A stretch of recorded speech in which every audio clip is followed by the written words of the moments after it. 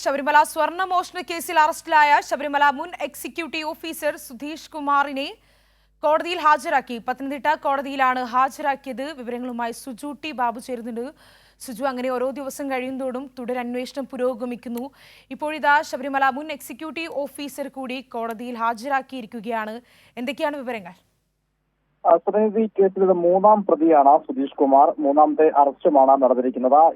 Arrest രേഖപ്പെടുത്തിയ ശേഷം ഇന്ന് പത്തനംതിട്ട കോടതിയിൽ എത്തിക്കുമായിരുന്നു. റാന്നി കോടതിയിലാണ് എഫ്ഐആർ സമർപ്പിച്ചിട്ടുള്ളെങ്കിലും ഇന്ന് റാന്നി കോടതി അവധിയായ സാഹചര്യത്തിലാണ് പത്തനംതിട്ട കോടതിയിൽ സുധീഷ് കുമാറിനെ ഹാജരാക്കിയത്. സ്വാഭാവികമായി പോലീസ് കസ്റ്റഡി ആവശ്യപ്പെടുമോ അതല്ല റിമാൻഡിലേക്കുള്ള ചോദ്യമാണ് പ്രധാനപ്പെട്ട കോടതി നിലപാടെടുക്കുന്നുള്ളത്. ഇനി കോടതിയുടെ വിധി വന്ന് ഈ ഹാജരാക്കിയ ശേഷമുള്ള അതിൽ തീരുമാനം വന്ന ശേഷം നമുക്ക് അറിയാൻ സാധിക്കും. സ്വർണ്ണമോഷണ കേസ് പ്രതി സുധീഷ് കുമാറിനെ പത്തനംതിട്ട കോടതിയിൽ ഹാജരാക്കിയിട്ടുണ്ട്.